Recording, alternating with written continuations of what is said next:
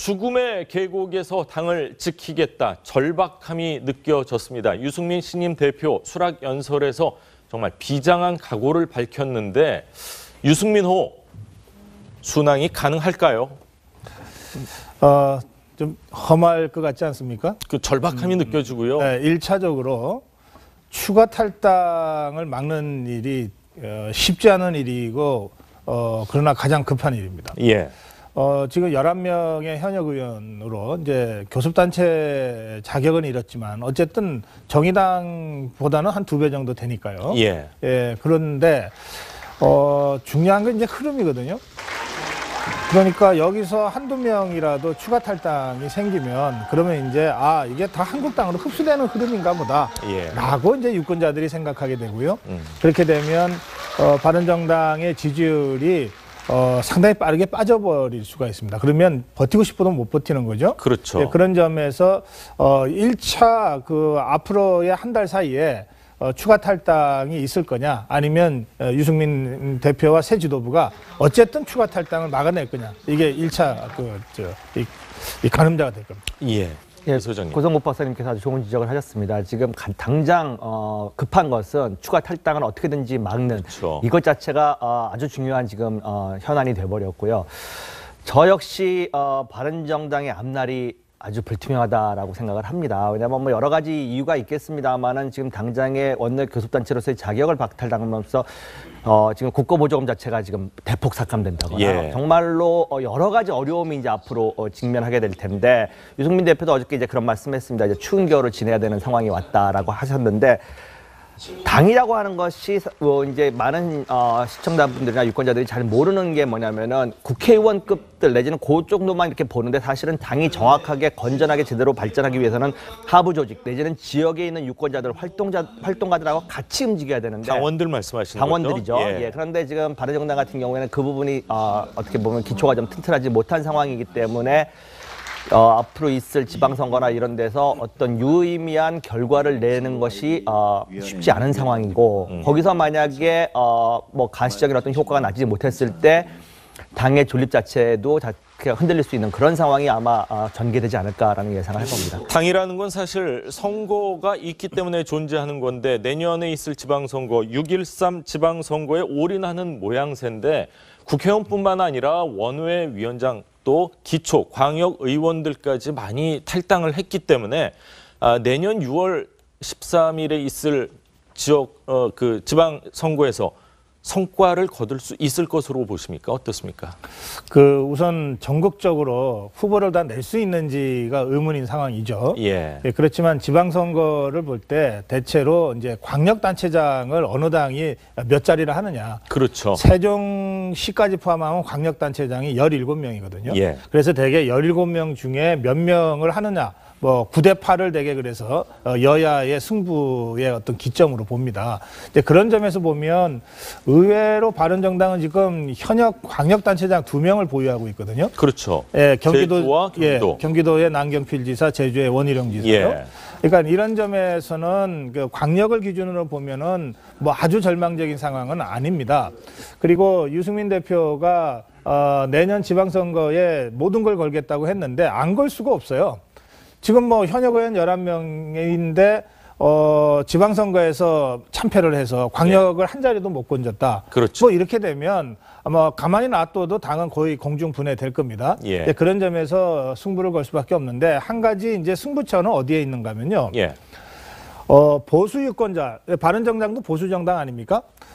그런데 보수 유권자들이 다 그냥 TK만 있는 것이 아니고 혁신 보수 또는 합리적 보수, 좀 중도 보수로 가야 된다고 생각하는 보수 유권자들도 굉장히 많습니다.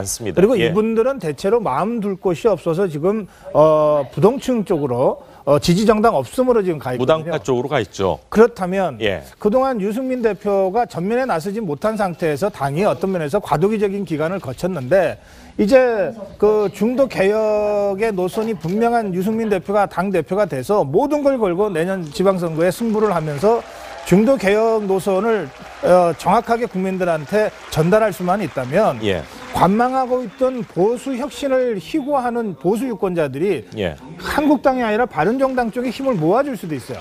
그것이 바른정당의 거의 유일한 희망이 아닌가 싶고요. 예. 그 점에서는 지금 바른정당이 갖고 있는 여러 가지 정치 자원이 있잖아요. 조금 전에 얘기한 남경필 지사나 원희룡 지사도 보수 정치인이지만 아주 혁신적이고 개혁적인 행보를 해왔잖아요. 그러니까 그런 사람들이 전면에 나서서 바른정당이 한국당과 정말 보수, 진정한 보수가 누구냐 이렇게 경쟁에 들어간다면 한번 해볼 만하다. 그렇게 말씀드립니다.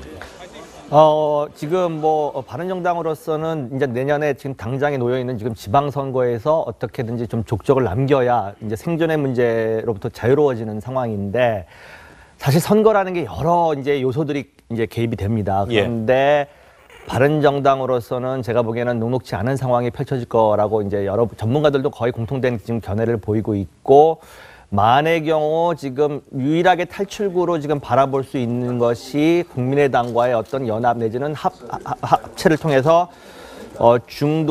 중원의 어떤 영역을 좀 높임으로써 존재감을 부각시키고 이것을 통해서 유권자들에게 좀 어필하는 이런 식의 전략 정도나 생각할 수 있는 게 아닌가라는 지금 많은 의견들이 있는데요. 사실은 그것조차도 지금 이제 나중에 또 이야기하겠습니다. 녹록지 않은 상황입니다. 여러 또 이해관계들이 얽혀 있는 상황이기 때문에 그것조차도 크게 지금 가능성이 높다라고 보이지는 않는데 어쨌든 지금 고 박사님께서도 지금 남경필 그다음에 제주지사 원희룡 제주지사라고 하는 좋은 자원에 대해서는 많은 분들이 아마 동의를 하실 겁니다. 근데 그분들조차도 지금 이야기를 해보면 많이 불안을 느낍니다. 재선의 가능성에 대해서. 왜냐하면은 아까도 말씀드렸듯이 선거에 이기기 위해서는 하부 조직이 튼튼해야 되는데 그 자체가 지금 흔들려 버렸기 때문에 그 부분에 대해서도 스스로들도 지금 많이 불안해하는 상태고 또 어저께 거기 취임식에도 오지 않았다라고 하는 걸 봤었을 때 아마 불안함이 더 증폭되는 게 아닌가라는 생각을 해봅니다. 그렇군요. 전당대회라는 게 사실 축하의 장입니다. 당의 대표를 뽑는 자리인데 바른정당의 이 광역단체장 2명, 남경필 경기지사, 원희룡 제주지사 어제 전당대회에 불참했어요. 그러니까요. 방금 두 패널 말씀 때도 두 정치인이 굉장히 중요한 자산이라고 말씀하셨는데 자산이 안 왔어요. 제일 중요한 자산 두 분이 안 오셨어요. 어제 유승민 대표가 죽음의 계곡을 건널 것이고 춥고 배고픈 겨울을 지나갈 것이라고 했는데 정말 지사로서 다시 당선되는지 못하는 것이 정치적으로 어떻게 보면 당선이 아니라 낙선이란 죽음 아닙니까? 두 유력한 정치인도 이 당의 간판을 달고 다음 도지사 선거에 나갔을 때 당선이라는 그 생사의 가름길에서는 죽음의 계곡이 될 수 있다는 생각을 하시고 계신 것 같고 실제로 숫자도 그렇게 나타나고요. 정당 보조금도 당장 국회의원이 반으로 줄어서 14억에서 6억으로 분기별 그 보조금도 줄 정도로 춥고 배고픈 그런 겨울과 계곡을 지나가고 있는 상황입니다. 그러다 보니까 참 당이 쉽지가 않은데 그래서 마지막 승부처로 보고 있는 국민의당과의 어떻게 보면 연합 이런 부분이 이제 희망의 한 싹이 될 텐데요. 어제 눈에 띄는 장면은 두 정치적 자산은 안 왔지만 김관영 국민의당 사무총장이 참석해서 축사라는 장면이었습니다. 그 장면 잠깐 보시겠습니다. 당대표님을 중심으로 해서 꼭 하나 되고 일치되어서 더 큰 다당제의 길을 열어나가는 그 중심에 서시기를 기원하겠습니다.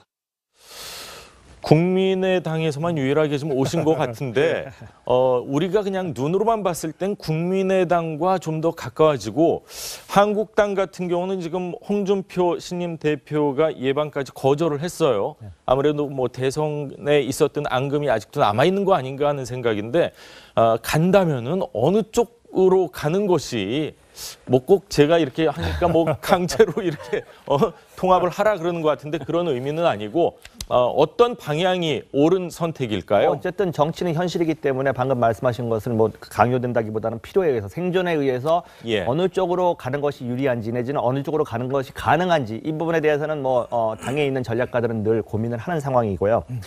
어저께 일단 유승민 대표는 모든 걸 다 가능성을 열어놓겠다라는 말은 했습니다. 근데 다만 무게중심은 지금 제가 느끼기에는 아마 국민의당 쪽과 조금 더 집중하지 않겠느냐. 또 오늘인가요? 안철수 대표하고 이제 아마 만나는 걸로 알고 있는데 근데 지금 바른정당의 입장이 중요한 것이 아니라 상대당의 어떻게 보면은 정적으로 놓여 있는 상황이 지금 더 통합이나 어떤 연대 의 장애물이 될 수 있다는 거죠. 국민의당은 국민의당대로 바른정당과의 어떤 통합이나 연대를 정책 연대를 했었을 때 이제 계산을 합니다. 표 계산을 하겠죠. 얻을 것이 있는가 하면 잃을 것이 있다. 근데 사실은 국민의당 내부에서는 지금 제가 적어도 느끼기에는 반대 기류가 좀 더 높습니다. 왜냐하면 호남을 중심으로 한 분들이 많이 계시는데 이랬을 경우에 정말 자기 터전마저도 잃어버리는 위기 상황이 올 게 아닌가라는 우려들이 지금 국민의당 내부에서 있고 아마 대표적인 분이 아마 박지원 전 대표가 되겠죠.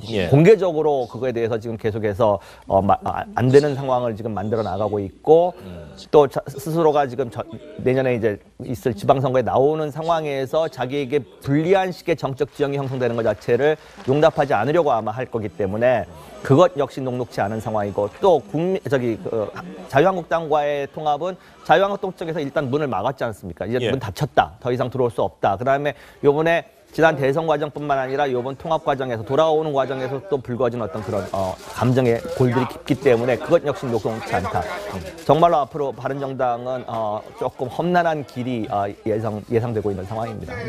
근데 뭐 문을 닫았다 그랬는데요.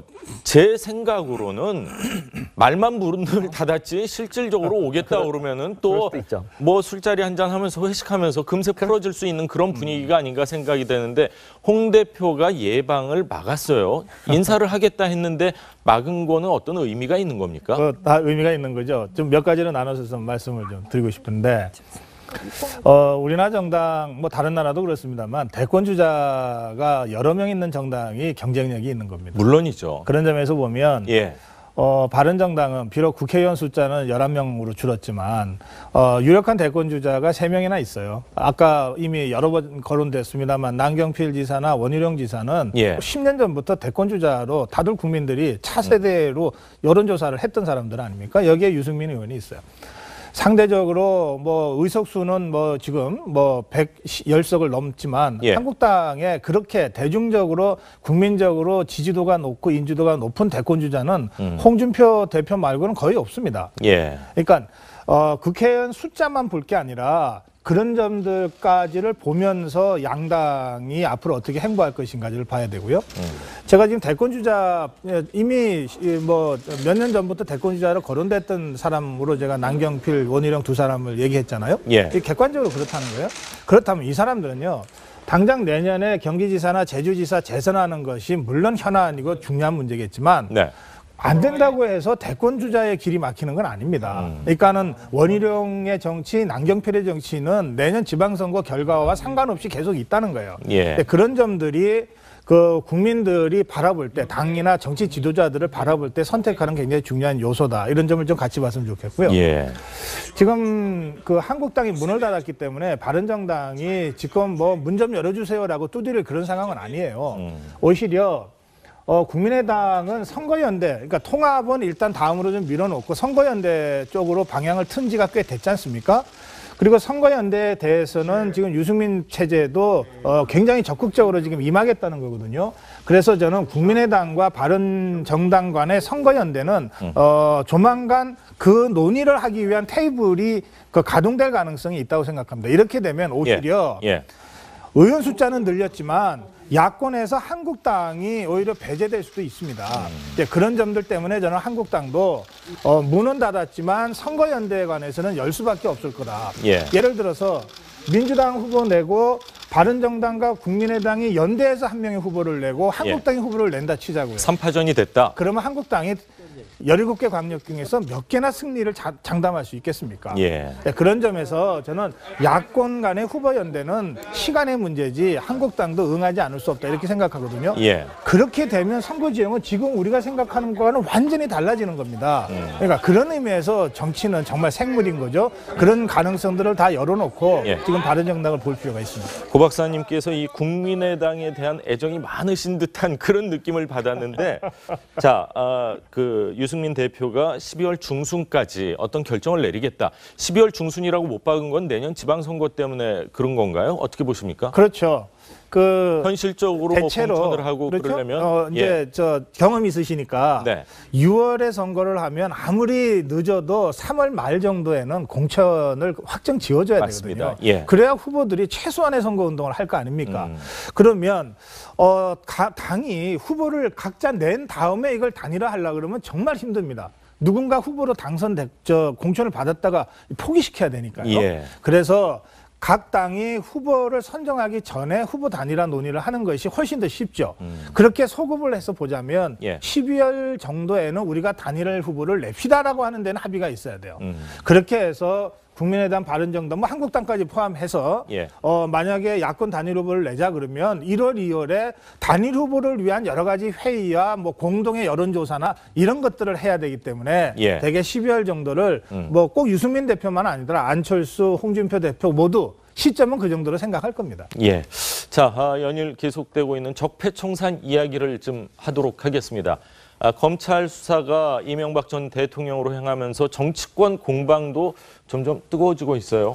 뜨거워지고 있고요. 또 지금 나왔던 저희 이 논쟁, 토론과 맞물려 있는 그런 새로운 전선이 형성되고 있습니다. 뭐냐면 MB, 이명박 전 대통령 사실상 결사항전을 선언한 셈인데 그러다 보니까 아주 거칠게 말하면 국민의당의 원래는 안철수 진영과 이쪽 바른정당의 유승민 진영이 이렇게 잘 융화가 되느냐 이게 지금 굉장히 중요한 승부처인데 두 진영 사이에 약간의 간극이 벌어질 수밖에 없는 상황이 생기는 겁니다. 왜냐하면 안철수 대표는 기억하시겠지만 지난 대선 때 MB 아바타라는 그런 낙인 때문에 굉장히 고생했었기 때문에 MB와 친하다는 그런 이미지에 굉장히 아주 알레르기가 반응을 보일 수밖에 없는데 아시다시피 바른정당의 상당수 의원들은 MB와 어느 정도 관계가 있고 심지어 이명박 전 대통령이 뭐 정병국 의원과 조혜진 전 의원을 불러다가 지금은 자유한국당으로 합치는 게 좋겠다는 얘기를 한 것으로 전해지고 조혜진 전 의원은 심지어 실제로 유승민 대표와 친하다고 알려져 있지만 뭐 자유한국당 갔고 이런 간극이 벌어지고 있는 새로운 전선이 이명박 전 대통령 적폐수사 때문에 생기고 있는데 지금 저희가 정리한 발언 들어보시면 전선이 조금 바뀌겠구나 느껴지실 것 같습니다. 한번 들어보시겠습니다. 적폐청산을 정치보복이라거나 감정풀이 등으로 표현하며 공개 비난했습니다. 군을 또 군의 정보기관을 사조직은한 권력의 하수인 흥신소 취급한 장 본인이 하실 말씀은 아닌 것으로 보입니다. 이명박 전 대통령의 기자회견 기사를 보고 부끄러움을 모른다는 생각이 들었습니다. 그의 측근들은 품격을 생각해 달라고 했다니 적반하장이 아닐 수 없습니다. 검찰과 국정원이 이런 망나니 칼춤에 동원되는 기관이라면 이것은 정권의 충견에 불과하지 우리 보수 우파 세력들은 하나가 되어서 이러한 정치 보복에만 혈안이 된 망나니 칼춤을 막아야 할 것입니다. 가장 특징이라고 하면 안철수 대표의 이야기인 것 같습니다. 적반하장이다, 부끄러움을 모른다 이렇게 안철수 대표가 일침을 가했는데 불과 열흘 전만 해도 전 정권 수사에 대해서 지나친 보복이다. 이러려고 정권을 잡았냐. 왜 갑자기 입장이 바뀌었을까요? 글쎄요. 지금 안철수 대표 이런 말씀드리기 참 죄송스럽긴 한데요. 입장 자체가 어떤 때 보면 일관성이 좀 없는 게 아닌가라는 생각을 합니다. 사실 국민의당 내부에서도 적폐청산에 대한 안철수 대표의 입장에 대해서 반대를 하는 사람들이 많았고 비난을 하는 의원들이 공개적인 뭐 방송을 통해서라든지 이런 공개적인 비난을 하는 상황이었는데 또 어제는 MB가 이제 나가는 출국장에서 했던 이야기에 대해서 적반하장이다 이렇게 공격을 함으로써 어찌 보면은 적폐청산을 옹호하는 듯한 또 입장으로 지금 바뀌어가지고 안철수 대표의 어떤 속내 진짜 생각은 뭔가라는 걸 파악하기 좀 쉽지 않은 상황인 것 같고요. 제가 보기에는 아까 장원영 부장님께서도 이야기하셨습니다만 지난 대선 과정 중에 불거진 그 이미지를 불식시키기 위한 노력이 아니었나라는 생각을 합니다. 소위 말해서 이제 MB 아바타, 나는 MB 아바타 아니다. 공격할 상황에서는 공격한다. 비난할 상황에서는 비난한다. 이런 것들을 좀 선명하게 나타내기 위한 그런 어떤 메시지인 것 같은데 뭐 저 부분이 이제 사실인지는 앞으로 향후 행보에 따라서 이제 좀 더 결정이 되지 않을까라는 생각을 합니다. 지금 말씀하신 그런 점도 있겠지만 저는 가만히 안철수 대표의 발언을 보면 저게 뭐 완전히 배치되는 발언인가 아닌 것 같아요. 뭐냐면 열흘 전에 그 안철수 대표가 지나친 적폐청산에 대해서 우려를 표명한 것은 맞습니다. 적폐청산은 필요하지만 문재인 정부가 적폐청산만 하고 있을 거냐 그리고 그걸 5년 내내 그것만 할 거냐 이런 지적이고요. 그런데 어제 나온 것은 이명박 전 대통령의 공항에서의 발언에 대한 비판이거든요. 예. 그런데 이명박 전 대통령의 저 공항에서의 발언에 대해서는 부적절하다고 하는 의견은 저뿐만 아니라 많은 국민들이 느낄 겁니다. 예. 그러면 저거는 적폐청산도 정도가 있다라고 하는 안철수 전 대표의 열흘 전의 발언과 배치되는 건 아니다 이렇게 저는 생각하고요. 예. 뭐 보는 사람에 따라서 다를 수 있겠습니다만 네. 저는 그 품격 얘기도 했는데 예. 이렇습니다. 이 이명박 전 대통령 측에서 우리도 갖고 있다 뭐 이렇게 자꾸 얘기하잖아요. 그럼 이제 노무현 전 대통령 정권에서의 뭔가를 갖고 있다. 그러면 그게 문재인 정부도 자유로울 수 없다. 이런 일종의 그 위협으로 들리는데. 예. 아니 의사가 이 환자를 치료하는 과정에서 얻은 정보 이거 죽을 때까지 무덤에 가져가잖아요. 예. 변호사가 그 의뢰인과 관련해서 얻은 정보 정말 죽을 때까지 무덤에 가져가는 게 최소한의 직업윤리 아닌가요? 예. 대통령과 권력을 가진 사람들이 전 정권에 대해서 무언가를 알았다고 하면 예. 그거 다 기록물로 보관돼 있고 사실은 죽을 때까지 가져가는 것이 저는 어떤 직종보다도 그런 면에 있어서 무겁고 엄중한 직업윤리를 갖춰야 된다고 생각하거든요. 예. 저는 지금의 문재인 정부가 자꾸 전 정권과 관련된 문건을 폭로할 때마다 제가 이런 취지로 비판했습니다. 예. 이런 취지로 비판했는데 지금 이명박 대통령이 노무현 정권 때에 뭔가를 갖고 있는 것처럼 그걸 마치 폭로하면 대단한 사건이 터질 것처럼 이렇게 위협을 하는 거, 협박이란다는 제가 취소하겠습니다. 예. 위협하는 거, 과연 이게 그 정치의 정도인가에 대해서 저는 그 좀 비판적인 시각을 갖고 있습니다. 그래서 예. 이렇게 자꾸 정쟁으로 몰아가는 이유는 뭔가 간단하죠. 이명박 대통령 쪽에서는 이걸 사법적인 문제가 아니라 정쟁의 문제로 끌고 가면 자기들도 뭔가 할 말이 있다, 버틸 수 있다 이런 것 같아요. 정계 개편의 포석도 좀 깔고 있는 그렇죠. 건가요? 그리고 한국당을 자기 편으로 만들고 또 바른정당까지도 자기들을 외면할 수 없게 만들어서 그렇게 되면은 뭐 1대1로 한번 붙어볼 수 있다. 이런 정치적 계산을 하는 것 같은데 저는 이런 정치적 계산을 국민들이 용납하지 않을 것이다. 예. 저는 그렇게 생각합니다. 자, 뭐 많은 부분 공감이 가는 것 같습니다. 자, 다음 얘기 좀 하겠습니다. 전병원 현 청와대 정무수석 검찰 수사망을 피하기 어려워 보이는데 검찰에서 소환 일정을 지금 조율 중이라는 얘기가 나오고 있어요. 예, 뭐 일부 언론은 뭐 정무석 자리를 그만 물러나는 여부를 떠나서 구속까지도 검토하고 있다 이렇게 좀 앞서간 것 같긴 하지만 그런 예. 보도가 나올 정도인데 아시다시피 지난번에 짚어드린 것처럼 제3자 뇌물죄 적용 가능한지 검토 중인 것으로 예. 검찰이 검토 중인 것으로 알려집니다. 구도가 지금 굉장히 크기는 다르지만 박근혜 전 대통령이 K스포츠재단 미르재단을 제3자 뇌물죄죠. 그렇죠. 예. 그 받은 거와의 축소파인 것처럼 검찰에서는 보는 시각도 있는 것 같습니다. 이게 나중에 뭐 법률적으로 확정적인 사실이 될지는 두고 봐야 되지만 예. 그래서 당시에 미방위 소속이었고 상당히 홈쇼핑 재승인 등의 영향력을 미칠 수 있었고 오늘 아침 동아일보에 보면 2014년 납품비리 때는 그렇게 롯데홈쇼핑에 대해서 강하게 비판하다가 2015년 백수호 사태 때는 착한 홈쇼핑이 더 손해본다고 상당히 좀 두둔하는 쪽으로 돌아섰다. 이런 정황도 검찰은 지금 주목하고 있다.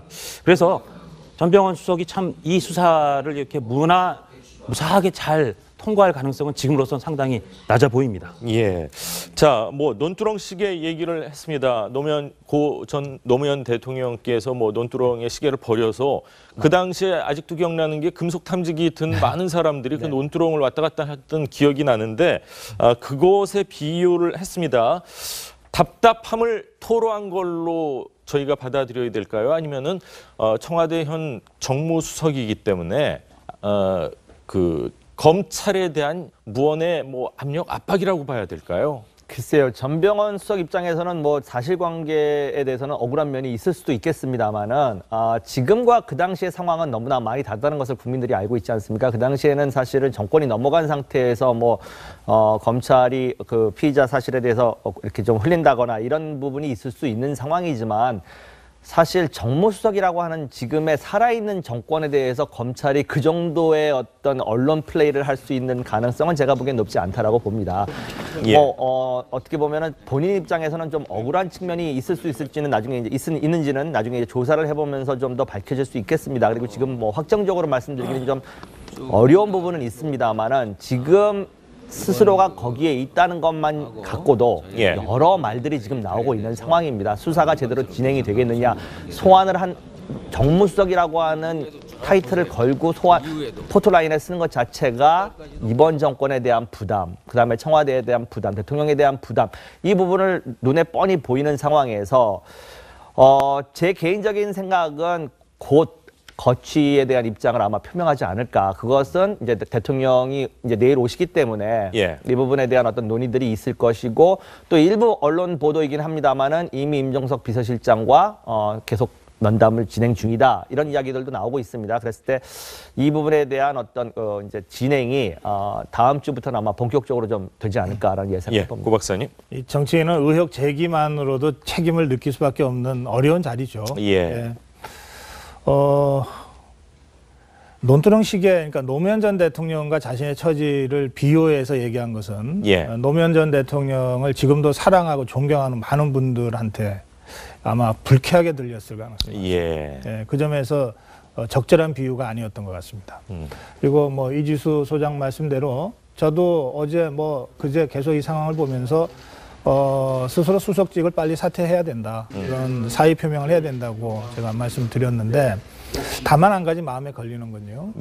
지금 청와대 쪽에서 나오는 얘기가 임종석 실장이 뭔가를 결정할 것처럼 얘기하잖아요. 그래서는 안 됩니다. 비서관은 대통령의 비서, 대통령이 선택한 사람이고, 따라서 최종적으로 조금 물러나 달라고 하는 것도 아무리 어렵다 하더라도 대통령이 직접 얘기해 줘야 됩니다. 맞습니다. 그것을 비서실장이 기술적으로 완충해 줄 수는 있지만 지금 상황이 그렇게 녹록지 않습니다. 그래서 저는 문재인 대통령이 이 정무수석에 대한 거취 문제를 직접 결정하고 본인한테 직접 설명하고, 그리고 국민들한테도 사실은 직접 설명할 필요가 있다고 저는 생각합니다. 그렇군요.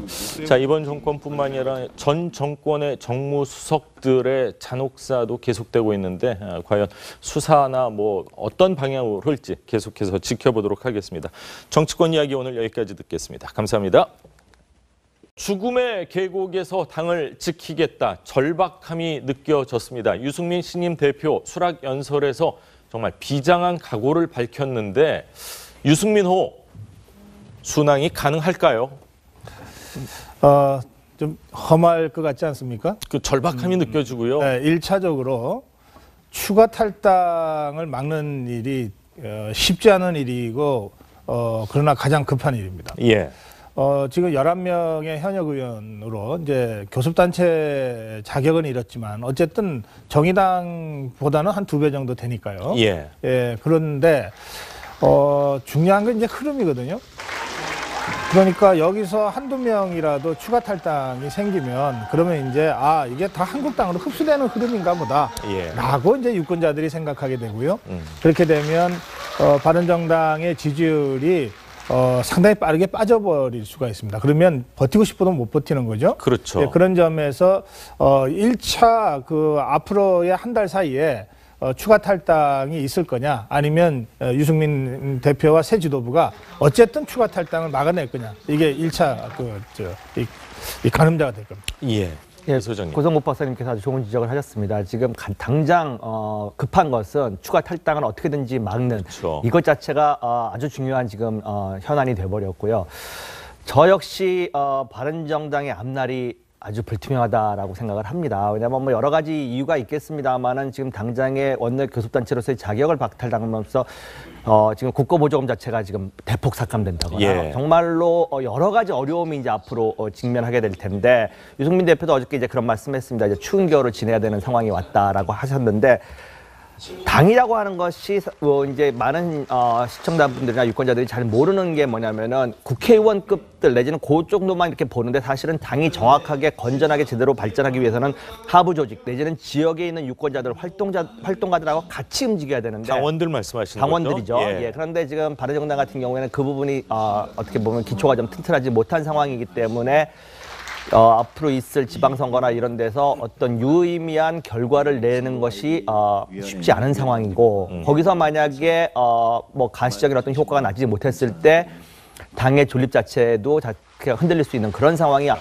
그것이 바른정당의 거의 유일한 희망이 아닌가 싶고요. 예. 그 점에서는 지금 바른정당이 갖고 있는 여러 가지 정치 자원이 있잖아요. 조금 전에 얘기한 남경필 지사나 원희룡 지사도 보수 정치인이지만 아주 혁신적이고 개혁적인 행보를 해왔잖아요. 그러니까 그런 사람들이 전면에 나서서 바른정당이 한국당과 정말 보수, 진정한 보수가 누구냐 이렇게 경쟁에 들어간다면 한번 해볼 만하다. 그렇게 말씀드립니다.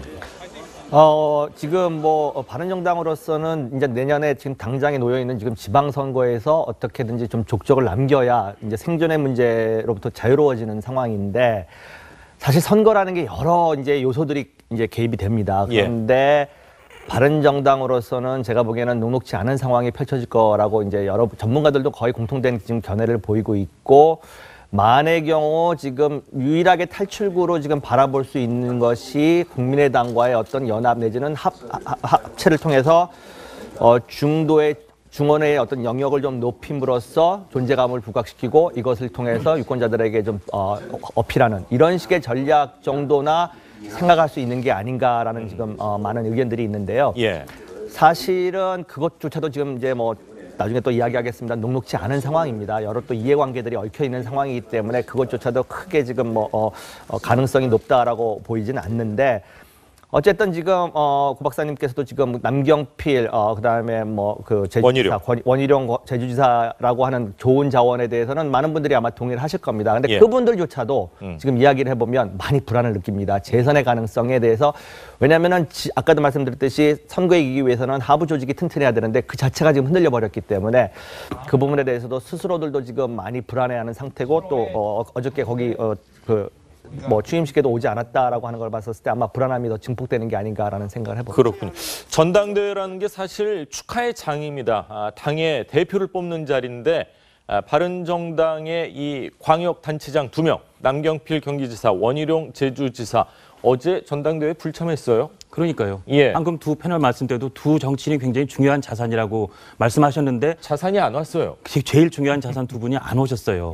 어제 유승민 대표가 죽음의 계곡을 건널 것이고 춥고 배고픈 겨울을 지나갈 것이라고 했는데 정말 지사로 다시 당선되는지 못하는 것이 정치적으로 어떻게 보면 당선이 아니라 낙선이란 아마 전개되지 않을까라는 예상을 해봅니다. 당이라는 건 사실 선거가 있기 때문에 존재하는 건데 내년에 있을 지방선거 6.13 지방선거에 올인하는 모양새인데 국회의원뿐만 아니라 원외 위원장 또 기초 광역 의원들까지 많이 탈당을 했기 때문에 내년 6월 13일에 있을 지역 그 지방선거에서 성과를 거둘 수 있을 것으로 보십니까? 어떻습니까? 우선 전국적으로 후보를 다 낼 수 있는지가 의문인 상황이죠. 그렇지만 지방선거를 볼 때 대체로 이제 광역단체장을 어느 당이 몇 자리를 하느냐. 그렇죠. 세종시까지 포함하면 광역단체장이 17명이거든요. 그래서 대개 17명 중에 몇 명을 하느냐. 9대 8을 대개 그래서 여야의 승부의 어떤 기점으로 봅니다. 이제 그런 점에서 보면 의외로 바른정당은 지금 현역 광역단체장 2명을 보유하고 있거든요. 그렇죠. 제주와 경기도. 경기도의 남경필 지사, 제주의 원희룡 지사요. 그러니까 이런 점에서는 그 광역을 기준으로 보면은 아주 절망적인 상황은 아닙니다. 그리고 유승민 대표가 내년 지방선거에 모든 걸 걸겠다고 했는데 안 걸 수가 없어요. 지금 현역 의원 11명인데 지방선거에서 참패를 해서 광역을 한 자리도 못 건졌다. 그렇죠. 이렇게 되면 아마 가만히 놔둬도 당은 거의 공중분해될 겁니다. 그런 점에서 승부를 걸 수밖에 없는데 한 가지 이제 승부처는 어디에 있는가 하면요. 보수 유권자, 바른정당도 보수 정당 아닙니까? 그런데 보수 유권자들이 다 그냥 TK만 있는 것이 아니고 혁신 보수 또는 합리적 보수, 좀 중도 보수로 가야 된다고 생각하는 보수 유권자들도 굉장히 많습니다. 그리고 이분들은 대체로 마음 둘 곳이 없어서 지금 부동층 쪽으로 지지 정당 없음으로 지금 가 있거든요. 무당파 쪽으로 가 있죠. 그렇다면 그동안 유승민 대표가 전면에 나서지 못한 상태에서 당이 어떤 면에서 과도기적인 기간을 거쳤는데 이제 그 중도 개혁의 노선이 분명한 유승민 대표가 당 대표가 돼서 모든 걸 걸고 내년 지방선거에 승부를 하면서 중도 개혁 노선을 정확하게 국민들한테 전달할 수만 있다면 관망하고 있던 보수 혁신을 희고하는 보수 유권자들이 한국당이 아니라 바른정당 쪽에 힘을 모아줄 수도 있어요. 이랬을 경우에 정말 자기 터전마저도 잃어버리는 위기 상황이 올 게 아닌가라는 우려들이 지금 국민의당 내부에서 있고 아마 대표적인 분이 아마 박지원 전 대표가 되겠죠. 예. 공개적으로 그거에 대해서 지금 계속해서 안 되는 상황을 지금 만들어 나가고 있고 또 스스로가 지금 내년에 이제 있을 지방선거에 나오는 상황에서 자기에게 불리한 식의 정적 지형이 형성되는 것 자체를 용납하지 않으려고 아마 할 거기 때문에 그것 역시 녹록치 않은 상황이고 또 자유한국당과의 통합은 자유한국당 쪽에서 일단 문을 막았지 않습니까? 이제 문 닫혔다. 더 이상 들어올 수 없다. 그다음에 이번에 지난 대선 과정뿐만 아니라 이번 통합 과정에서 돌아오는 과정에서 또 불거진 어떤 그런 감정의 골들이 깊기 때문에 그것 역시 녹록치 않다. 정말로 앞으로 바른정당은 조금 험난한 길이 예상되고 있는 상황입니다. 예. 근데 뭐 문을 닫았다 그랬는데요. 제 생각으로는 말만 문을 닫았지 실질적으로 오겠다 그러면은 또 뭐 술자리 한잔 하면서 회식하면서 금세 풀어질 수 있는 그런 분위기가 아닌가 생각이 되는데 홍 대표가 예방을 막았어요. 인사를 하겠다 했는데 막은 거는 어떤 의미가 있는 겁니까? 다 의미가 있는 거죠. 좀 몇 가지를 나눠서 좀 말씀을 좀 드리고 싶은데 우리나라 정당 뭐 다른 나라도 그렇습니다만 대권 주자가 여러 명 있는 정당이 경쟁력이 있는 겁니다. 물론이죠. 그런 점에서 보면 바른정당은 비록 국회의원 숫자는 11명으로 줄었지만 유력한 대권 주자가 3명이나 있어요. 아까 이미 여러 번 거론됐습니다만 남경필 지사나 원희룡 지사는 10년 전부터 대권 주자로 다들 국민들이 차세대로 여론조사를 했던 사람들 아닙니까? 여기에 유승민 의원이 있어요. 상대적으로 뭐 의석수는 뭐 지금 뭐 110석을 넘지만 한국당에 그렇게 대중적으로 국민적으로 지지도가 높고 인지도가 높은 대권 주자는 홍준표 대표 말고는 거의 없습니다. 그러니까 국회의원 숫자만 볼 게 아니라 그런 점들까지를 보면서 양당이 앞으로 어떻게 행보할 것인가를 봐야 되고요. 제가 지금 대권 주자 이미 뭐 몇 년 전부터 대권 주자로 거론됐던 사람으로 제가 남경필, 원희룡 두 사람을 얘기했잖아요. 객관적으로 그렇다는 거예요. 그렇다면 이 사람들은요. 당장 내년에 경기지사나 제주지사 재선하는 것이 물론 현안이고 중요한 문제겠지만 안 된다고 해서 대권 주자의 죽음 아닙니까? 두 유력한 정치인도 이 당의 간판을 달고 다음 도지사 선거에 나갔을 때 당선이라는 그 생사의 가름길에서는 죽음의 계곡이 될 수 있다는 생각을 하시고 계신 것 같고 실제로 숫자도 그렇게 나타나고요. 정당 보조금도 당장 국회의원이 반으로 줄어서 14억에서 6억으로 분기별 보조금도 줄 정도로 춥고 배고픈 그런 겨울과 계곡을 지나가고 있는 상황입니다. 그러다 보니까 참 당이 쉽지가 않은데 그래서 마지막 승부처로 보고 있는 국민의당과의 어떻게 보면 연합 이런 부분이 이제 희망의 한 싹이 될 텐데요. 어제 눈에 띄는 장면은 두 정치적 자산은 안 왔지만 김관영 국민의당 사무총장이 참석해서 축사라는 장면이었습니다. 그 장면 잠깐 보시겠습니다. 당대표님을 중심으로 해서 꼭 하나 되고 일치되어서 더 큰 다당제의 길을 열어나가는 그 중심에 서시기를 기원하겠습니다.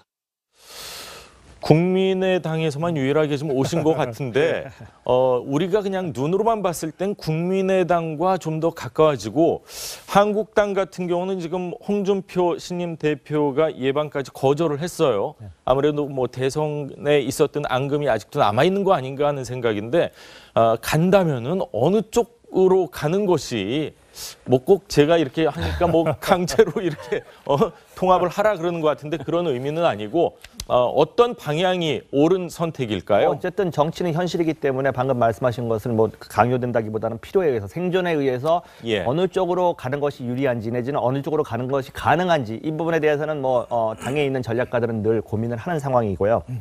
어저께 일단 유승민 대표는 모든 걸 다 가능성을 열어놓겠다라는 말은 했습니다. 근데 다만 무게중심은 지금 제가 느끼기에는 아마 국민의당 쪽과 조금 더 집중하지 않겠느냐. 또 오늘인가요? 안철수 대표하고 이제 아마 만나는 걸로 알고 있는데 근데 지금 바른정당의 입장이 중요한 것이 아니라 상대당의 어떻게 보면은 정적으로 놓여 있는 상황이 지금 더 통합이나 어떤 연대 의 장애물이 될 수 있다는 거죠. 국민의당은 국민의당대로 바른정당과의 어떤 통합이나 연대를 정책 연대를 했었을 때 이제 계산을 합니다. 표 계산을 하겠죠. 얻을 것이 있는가 하면 잃을 것이 있다. 근데 사실은 국민의당 내부에서는 지금 제가 적어도 느끼기에는 반대 기류가 좀 더 높습니다. 왜냐하면 호남을 중심으로 한 분들이 많이 계시는데